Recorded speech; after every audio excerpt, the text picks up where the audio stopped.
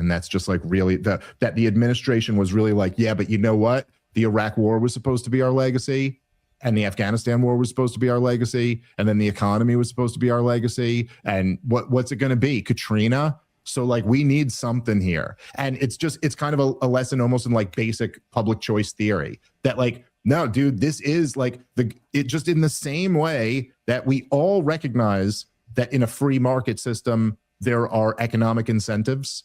There are, you know what I mean? There are self-interested people who are working. Nobody really thinks if you go to the restaurant on the corner and you buy a meal and you go, no one really thinks like, oh, that guy made me a meal because he really cares about me. He really cares about the community. He really wants to feed people in the community. Like, even though that might be true on some level, you're like, no, he's running a business.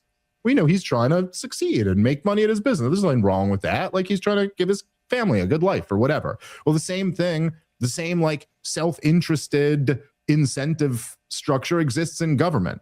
And so think of an example like Joe Biden refusing to resign. That wasn't in the DNC's interest. And it wasn't in the Democratic Party's interest. Certainly wasn't in the nation's interest.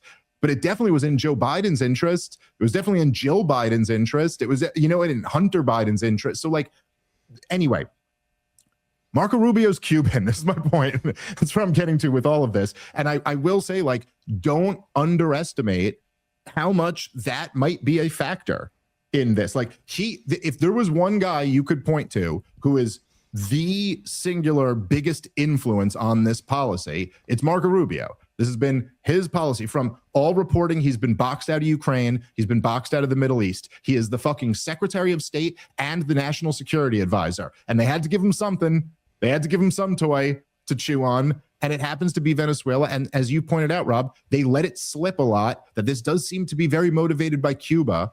And a lot of Cuban Americans, especially the Republican types, which is most of them, they really do have, understandably, you know, I don't think they should use our government for it, but they do have a real vendetta against that Cuban government, and they really want that thing to fall and to open it up to, you know. Well, I think the problem at the moment is, I mean, typical of sanctions, or in this case, I guess Venezuela oil money is not making its way to Cuba. I don't think they're helping the Cuban civilians.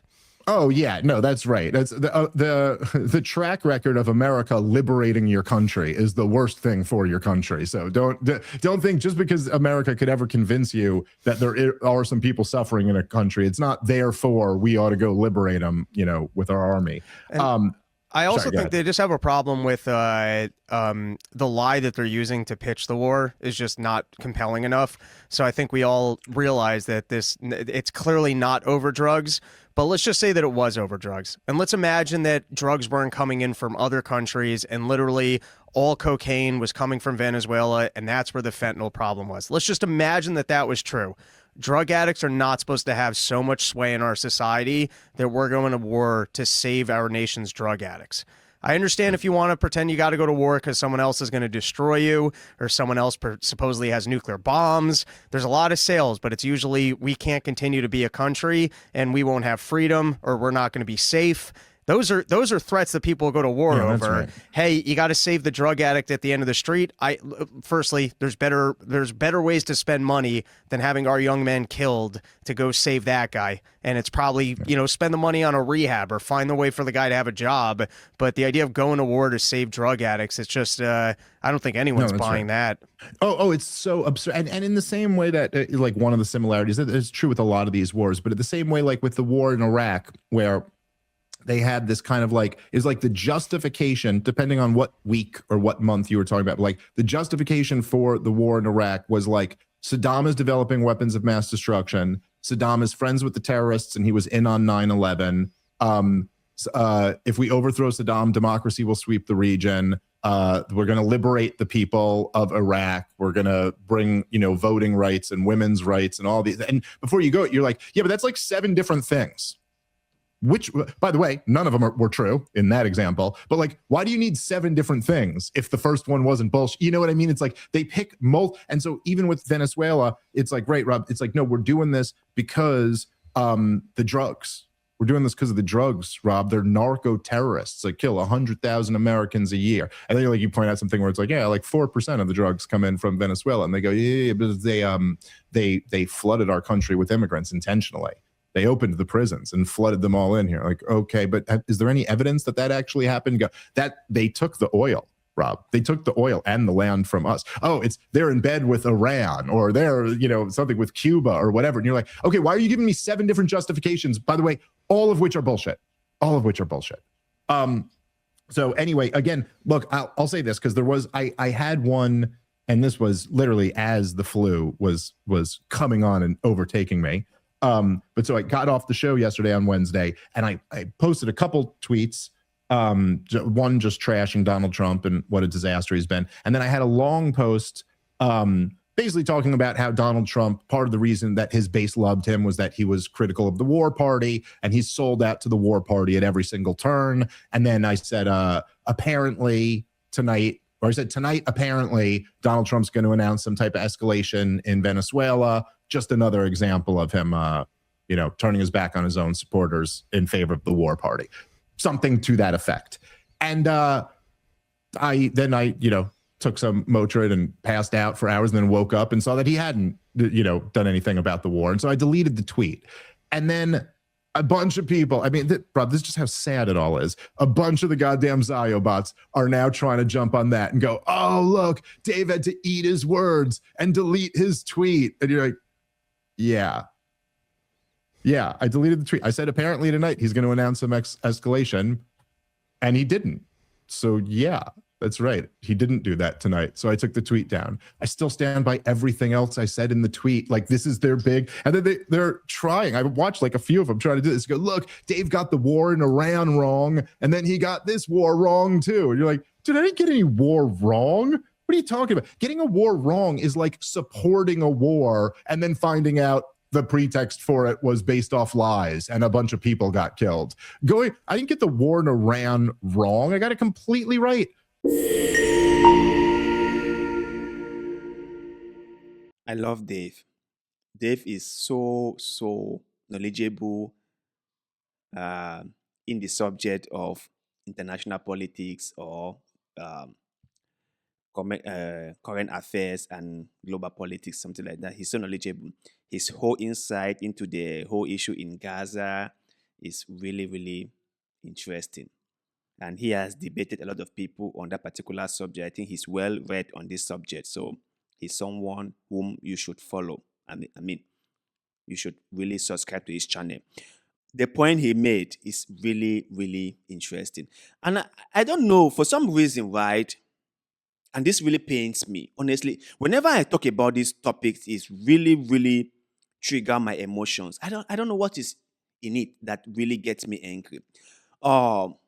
People, especially us, the Africans, are too naive, thinking that when we have a leadership crisis, when we have bad leadership, the next thing we need to do is to involve or is to invite Westerners into our countries, into our system, into our government, and that will make everything better. That is a very naive way of looking at things. People think that America's interest is to make Africa better. People think that, I don't know, Chinese interest or China's interest is to make Africa prosperous. People think that Russia's interest is to make Africa strong. That's what most people think. But how wrong can they all be? They might want to defend Africa or say things to Africa or build roads in Africa. But on the other hand, they are making a lot out of it. They are not just doing all this from the goodness of their heart. No, don't fool yourself. That's not why they are doing it. They are doing it because it is geostrategic. They are doing it because they want to gain a foothold in Africa. They are doing it because they have so many things that they want to get from Africa. China building a road, a bridge, a school in Africa is not because China is just so good inside. It's not because China thinks that Africa or Africans deserve a road. No. It is because China has realized that there are some rare earth minerals in this location, and in order to access those minerals, they need to build a road. It is because China has realized that they need to import certain things from Africa. And in order to do that, they need to build a school. All these things they do is all about self-interest. They are doing it first for themselves and by extension, you. You are never the first priority. When they think about doing something, they don't put you first. No, no. Don't fool yourself. They never put you first. They put themselves first, and then by extension, you. You must know this. You think that Trump's or NATO's involvement in Libya was for the Libyans? You think that NATO thought to himself or thought to itself that Libyans are suffering a lot and the dictator Muammar Gaddafi has been doing a lot of bad things to his people and they must go in to liberate Libyans from the shackles of Muammar Gaddafi? You thought that was the main reason? I mean, they might have told you that. They might have used their media to spread that. But do you think that was the reason? Do you honestly think so? And if you do, how naive can you be? How naive can you really, really be? It was never for the Libyans. It has never been for the Libyans. It was about the oil. It was about taking out someone whom they considered an opponent. It was all about taking out the regime of Muammar Gaddafi. If you naively think that it was for the sake of the Libyans, those persecuted Libyans, those who were being tortured by Muammar Gaddafi, and NATO had no option but to get involved. How better has Libya become after NATO's involvement in the country? How better has it become? Libya used to be one of the best countries in Africa. How is it now? How is it now? Same thing with Venezuela. You see what they are doing? All the whole mapping out Venezuela, all the whole putting in place plans to overthrow the government of Maduro. And you see some Venezuelans cheering. It won't end well.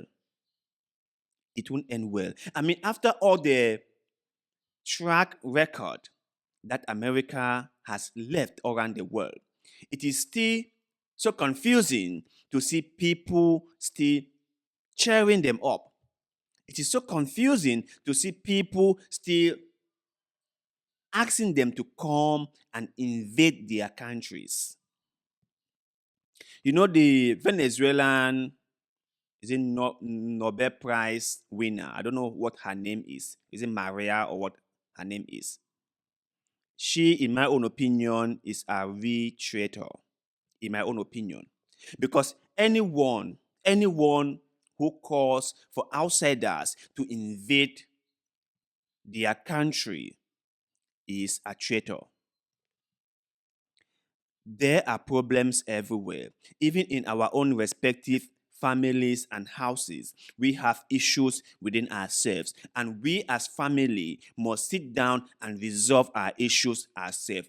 Any day, anytime someone within the family goes out there and involve outsiders in a family dispute, that person is nobody but a traitor. That is my opinion on this. Now, I'm guessing that might be too harsh, but that's just what I think. I think that people in their countries must learn to solve the issues by themselves. And most especially, involving outsiders won't solve the problem. And that is why I have always been against Russia's involvement in Burkina Faso, Mali, Niger, um, Central African Republic. I have always been against their involvement in this country. Not that I don't understand the security challenges in those countries. That's not the reason. The reason is that when they come in and have a foothold, they will never want to leave. And sometimes when they start getting paid in minerals, and when you ask them to leave, they might start creating a lot of problems for you, like what France was accused to have done in Mali, where there were documents circulating and there were speculations and allegations being made by the Malian government of France supporting and providing intelligence to rebel groups within the country. That was why I have always said that the security in Africa must be controlled by Africans themselves. If you want to prove to be an independent nation, if you want to prove to be a nation that can take care of itself and its people, you must do just that. You cannot just call yourself an independent nation, yet still you cannot provide security for your own people. That to me doesn't make any sense whatsoever. So listen, let me say this one more time. America's involvement in other countries or intervention in other countries or invasion in other countries in the hope of helping the people has never turned out well for those same people. If we are being honest, those same people who are supposed to be protected are the ones who end up suffering the most. So if you're a common person in Africa thinking that America getting involved in your country will somehow make it better, then believe me, you are either naive or being misled. If America involved itself in your country, things would only get worse. And I'm not just saying this because of personal sentiment or personal bias or anything. I'm saying this because of the track record. All you need to do to understand what I'm talking about is to look at America's track record. Wherever they've gone to, how has things turned out for the people in that place they went to? Libya with NATO, Afghanistan, Iraq. How has things been for the local Iraqis after Saddam Hussein was taken out? Have they felt more safe and secure or more in danger? Same in Libya. Are the Libyans really happy now? Are they really safe? Do they really feel safe? Muammar Gaddafi was a dictator. Yeah, he was. Muammar Gaddafi was a tyrant. Yeah, he was. Are Libyans more happy? Are they more free now that he is gone?